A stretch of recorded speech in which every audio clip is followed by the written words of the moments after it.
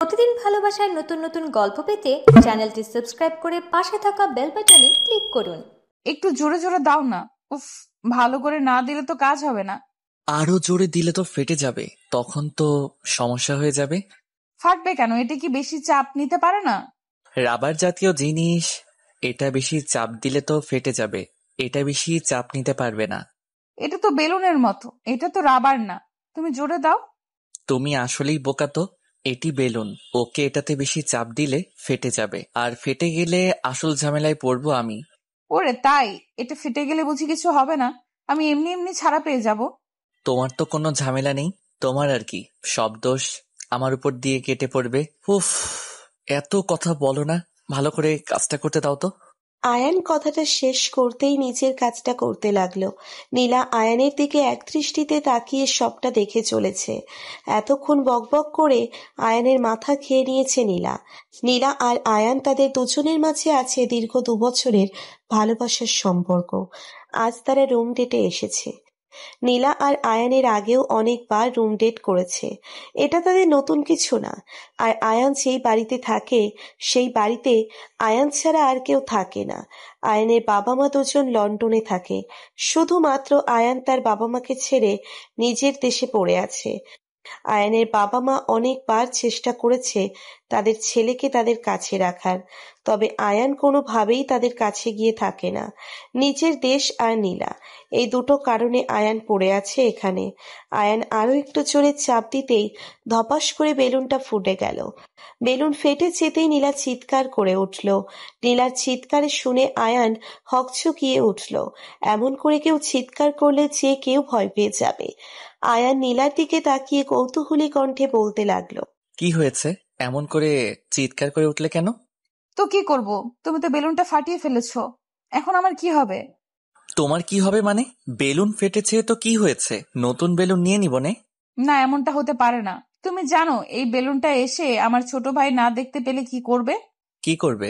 তোমাকে খেয়ে ফেলবে। তুমি চেনো না ওকে। আমি কিচ্ছু জানি না, তুমি এই বেলুনটা ঠিক করে দাও।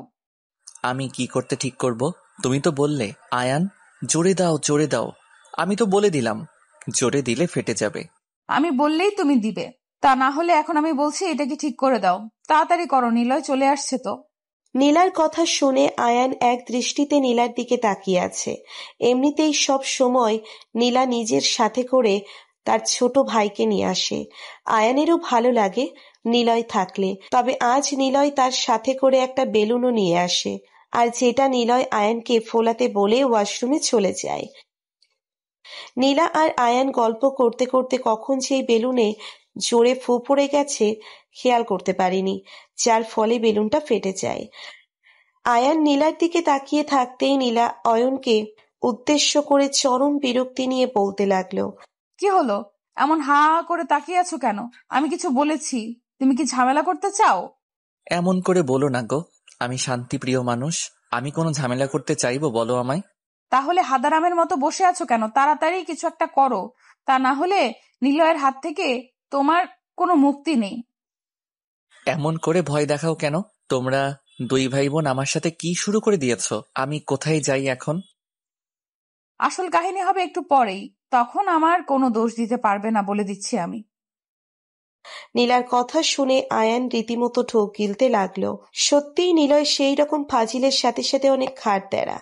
এই তেরাটাই এখন নিজের বেলুনটা ফাটিয়ে দেখলে পুরো বাড়ি মাথায় নেবে। আর নীলা তো নিজের ভাইকেই সাপোর্ট করবে, ভাইকে রেখে আয়ানকে আর সাপোর্ট করবে না। আয়ান নীলার দিকে তাকিয়ে ফাটা বেলুন নিজের হাতে নিয়ে বসে বসে কথাটা ভাবতে লাগলো। আচমকা আয়ানের পিছন থেকে নিলয় এগিয়ে এসে আয়ানকে উদ্দেশ্য করে বলতে লাগলো, আয়ান ভাইয়া, আমার বেলুনটা কি হয়েছে?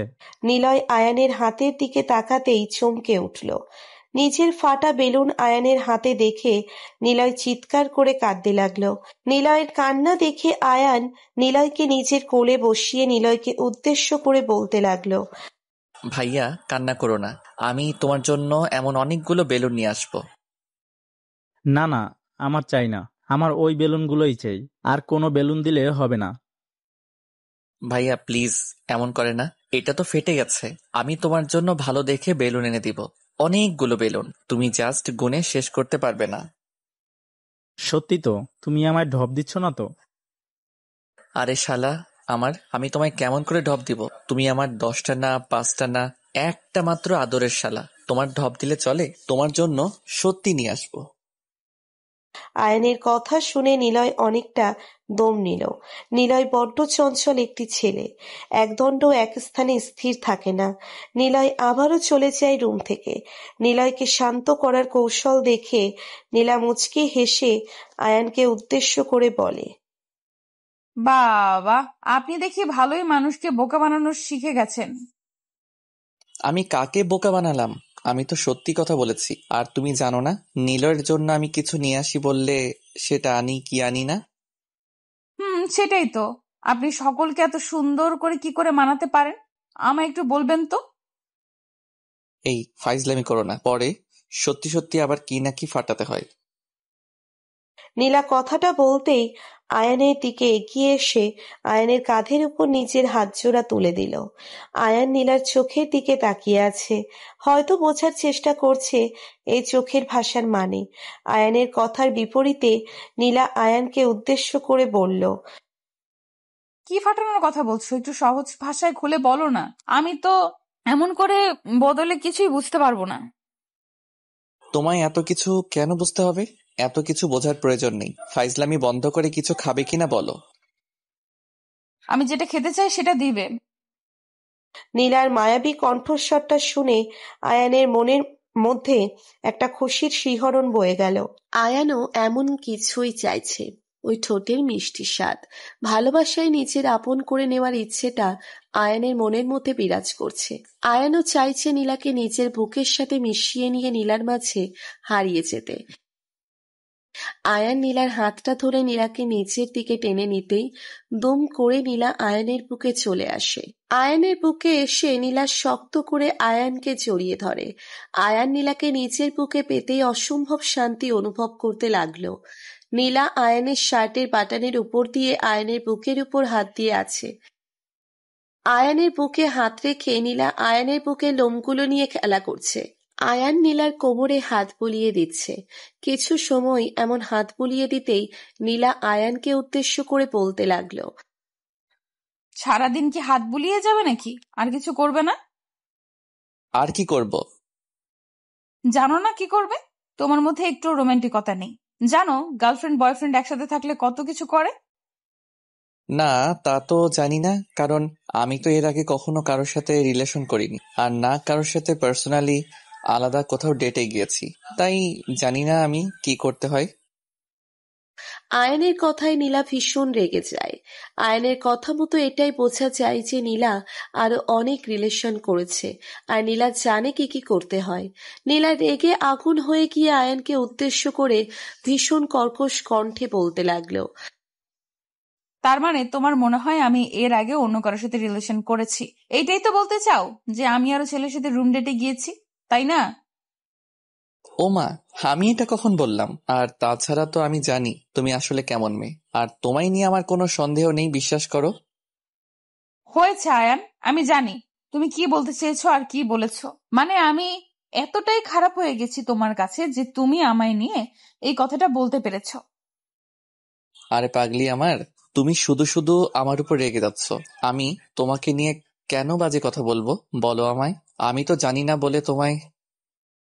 হয়েছে, আর কিছু জানতে হবে না আমায়। আমি সব বুঝতে পেরেছি, আর কিছু বোঝার নেই আমার। আসছি আমি। আর হ্যাঁ, তোমায় এসব কথা বলার জন্য আমি দুঃখিত। এই নীলা, রাগ করে কোথায় চলে যাও? আমি ক্ষমা চাইলাম তো, প্লিজ আমায় ক্ষমা। নীলা আয়ানের কোনো কথাই শুনল না। আয়ানের পাশ থেকে উঠে পড়ে নীলা হনহন করে চলে যায় আয়ানের রুমের বাহিরে। আয়ানের রুমের বাহিরে গিয়ে নীলা নিজের ভাইকে নিয়ে চলে যায় নিজের বাড়ির দিকে। আয়ানের কথায় নীলা ভীষণ কষ্ট পেয়েছে, আর নীলা অনেকটা অভিমানও করেছে। নীলা বরাবর অনেক অভিমানী একটা মেয়ে। ছোট ছোট বিষয় নিয়ে নীলা ভীষণ অভিমান করে, তাই সব সময় আয়ান কথা বলার সময় ভীষণ ভেবেচিন্তে কথা বলে। আয়ান কোনোভাবেই চায় না নীলা তার কথায় কষ্ট পাক, তবে দিন শেষে সেটাই হলো। আয়ানের কথায় নীলা কষ্ট পেয়ে গেল। নীলা তার ভাই নিলয়কে নিয়ে চলে যেতে নিতেই আয়ান নীলাকে আটকাতে চেষ্টা করলো। তবে নীলাকে আটকে রাখা কি আর চারটিখানি কথা নাকি? নীলা রাগে গজগজ করতে করতে হন হন করে চলে যায়। রাতের দিকে আয়ান নীলাকে কল করলো। নীলা বারবার আয়ানের কল কেটে দিচ্ছে। আয়ানও নাছোড় বান্দা, কল দিয়েই চলেছে সে। নীলা আর কোনো দিক না পেয়ে কলটা পিক করতে আয়ান নীলাকে উদ্দেশ্য করে মলিন কণ্ঠে বলতে লাগলো, নীলা এমন করো না, আমি তোমার সাথে একটু কথা বলতে চাই, প্লিজ আমার কথাটা শোনো। কি কথা শুনবে? আমি তো ভালো মেয়ে না, অনেক ছেলের সাথে আমার সম্পর্ক আছে। দেখো না আমি সবকিছু জানি। এমন করবে তুমি আমার সাথে? আমি কি সেটা বোঝাতে ওই কথাটা বলেছি নাকি? আমি তো জানি না তাই বলেছিলাম, সরি। তো কিসের সরি? আমার সাথে ক্ষমা চাইছো কেন? কোনো ভুল তো করনি তুমি, আমি ভুল করেছি, ক্ষমা আমি চাইবো, তুমি না। নীলা প্লিজ বোঝার চেষ্টা তো করো, এমন করো না প্লিজ। আমি সত্যি ওসব ভেবে কিছু বলিনি তোমায়। তুমি এমন করলে আমি কেমন করে ভালো থাকবো বলো? শোনো, আমার কারণেই তুমি ভালো থাকতে পারবে না, তাই আমি আর চাই না তোমায় খারাপ রাখতে। তুমি এক কাজ করো, অন্য কাউকে পছন্দ করে বিয়ে করে নাও। নীলা, সত্যি কি পাগল হয়ে গেছো তুমি? মাথা ঠিক আছে তোমার? এসব কি ধরনের কথা বলছো তুমি? আমার কিন্তু সত্যি এখন রাগ হচ্ছে ভীষণ। রাগ করে লাভ নেই, আমি তোমার ভালো চাই, তাই আর কিছু বলতে চাইছি না। রাখছি, আমায় আর বিরক্ত করো না। হ্যালো নীলা, আমার কথাটা শোনো প্লিজ। ভুল করেও তুমি হ্যালো। আয়ান নিজের কথাটা বলে শেষ করার আগেই নীলা কলটা কেটে দিল। আয়ান আবারও নীলার নাম্বারে কল ডায়াল করতেই আয়ান দেখতে পেল নীলার নাম্বারটা বন্ধ আছে। আয়ানের মাথা কাজ করা বন্ধ করে দিয়েছে। একটা সামান্য ছোট্ট ব্যাপার নিয়ে নীলা এত বড় একটা সিন ক্রিয়েট করতে পারলো। নীলার একটুও কষ্ট হলো না এমনটা করতে। আয়ান তো বারবার করে বলেছে যে সে ভুল বলেছে, কিন্তু নীলা যেন সেই ভুলটাকেই সঠিক করে নেওয়ার সিদ্ধান্ত নিয়ে ফেলেছে। আয়ান নিজের ফোনটা রাগের কারণে ফ্লোরে ছুঁড়ে মারল। নীলার কথা ভাবতেই আয়ানের চোখের পাতা ভারী হয়ে উঠেছে। বুকের বাম পাশে তীব্র কষ্ট অনুভব হচ্ছে তার। ওইদিকে নীলাও কেঁদে কেঁদে নিজের চোখ ভাসিয়ে ফেলেছে। নীলা নিজের রুমের লাইট অফ করে কান্না করছে। নীলার মা নীলার রুমে এসে এমন অবস্থা দেখে প্রশ্নসূচক কণ্ঠে নীলাকে উদ্দেশ্য করে বলতে লাগলো, এসব কি করেছিস নীলা? কি হয়েছে? কান্না করছিস কেন? কিছু হয়নি, এমনিতেই কান্না করছি। এমনিতেই কান্না করছিস মানে? পাগল হয়ে গেছিস তুই? কেউ কি এমনি এমনি কান্না করে? কি হয়েছে আমায় বলবি না? কিছু হয়নি বললাম তো, আমার কথা কি বোঝো না তুমি? বুঝেছি। আমি সিওর আয়ানের সাথে ঝগড়া হয়েছে তোর। আমি বুঝি না আয়ানকে এতে ভালোবাসা, তারপর ও কেন এই ছোট ছোট বিষয় নিয়ে ঝগড়া করিস? আমি কি নিজের ইচ্ছায় রাগ করি নাকি? ও নিজেই তো আমায় দিয়ে ঝগড়া করায়, আমায় নিয়ে বাজে কথা বলেছে। তোদের দুটোর মাঝে এইসব ঝামেলা তখনই শেষ হবে যখন তোদের বিয়ে হয়ে যাবে। বিয়ে? আমি ওকে জীবনেও বিয়ে করব না। আজকের পর থেকে ওর সাথে আমার সমস্ত সম্পর্ক শেষ, আর কোনো সম্পর্ক আমি ওর সাথে রাখবো না। নীলার মা বুঝতে পেরেছে তার পাগলি মেয়েটা আসলেই রেগে গেছে, তাই এসব কথা বলছে। নীলার মা আর নীলার সাথে তর্ক করলো না। উনি জানেন নীলা মাথা গরম হয়ে আছে এখন, তাই তাকে প্রশ্ন করা হোক না কেন তার ভুল উত্তরটাই আসবে। তাই উনি সোজা চলে যান নীলার রুমের থেকে। দেখতে দেখতে দুদিন কেটে যায়। এই দুদিনের মধ্যে নীলা রাগ কমে যেতেই নিজের ফোন অন করে আয়ানকে কল করে। তবে আয়ানের ফোন বন্ধ পায় সে। আয়ানের ফোন কখনো বন্ধ পায়নি নীলা। এই প্রথম নীলা আয়ানের ফোন বন্ধ পেয়ে ভীষণ চিন্তায় পড়ে যায়। চিন্তা দূর করার জন্য নীলা সোজা আয়ানের বাড়ি চলে যায়। আয়ানের বাড়ি আসতেই নীলা দেখতে পায় আয়ান এখানে নেই। কথাটা জানতেই নীলার বুকটা কেঁপে ওঠে। নীলা বুঝতে পারে না আয়ান হঠাৎ করে কোথায় গেল। নীলা ফের কিছু সময় আয়ানের বাড়ির সামনে দাঁড়িয়ে থেকে অতঃপর চলে আসে নিজের বাড়িতে। বাড়ি এসে নীলা মনমরা হয়ে বসে বসে কাঁদতে থাকলো। নীলার কান্না কমছে না। আপন মনে নীলা ভাবছে আয়ান বুঝি তাকে সত্যি সত্যি ছেড়ে গেছে। নীলা কিছু সময় কান্না করতেই কেউ একজন নীলার পাশে বসে নীলার মাথায় হাত বুলিয়ে দিতে দিতে বলল, পাগলি, রাগ উঠলে মাথা ঠিক থাকে না তাই না? এমন করে রেগে গেলে কিন্তু আমি সত্যি চলে যাব। নীলার কণ্ঠস্বরটা শুনতেই হকচকিয়ে গিয়ে আয়ানকে দেখতে পেয়ে খুশিতে পাগল হয়ে যাওয়ার উপক্রম হয়। নীলা আয়ানকে শক্ত করে জড়িয়ে ধরে কান্না করতে থাকে। আয়ান নীলাকে উদ্দেশ্য করে মুচকি হেসে বলে, ফিরে এলাম তো, আবার কান্না কেন? তুই আসলে একটা খারাপ লোক। আমায় একা ফেলে চলে যেতে চাস তো? জানিস আমি মরে গেছিলাম, আর একটু বাদে এলে আমার মরা মুখটাই দেখতিস। এই, একদম বাজে কথা বলবে না। আমি থাকতে তোমার কোনো ক্ষতি হবে না। হয়েছে, আমি আজকেই বিয়ে করব, চলো আমার সাথে। পাগল হয়ে গেছো নাকি? হুট করে বিয়ে কেন? তাছাড়া বাবা মা। তুমি যাবে কিনা বলো? যাবো তো, চলো করছি ফেলি বিয়ে। আয়ান নীলার এমন পাগলামিতে সায় দিল। এছাড়া আর কি করবে সে? নীলা রেগে গেলে আবার ঝামেলা হবে, তাই অয়নও চাইছে না আর কোনো ঝামেলা হোক। নীলা আর আয়ান এর জন্য দোয়া করবেন, তারা যেন সব সময় ভালো থাকতে পারে। আর লাইফে কিন্তু এমন একটা রাগী মানুষের প্রয়োজন আছে, কারণ রাগী মানুষগুলো সব সময় পাগলের মতো ভালোবাসতে পারে। আমাদের ভিডিওটি কেমন লেগেছে তা কমেন্ট করে জানাতে ভুলবেন না।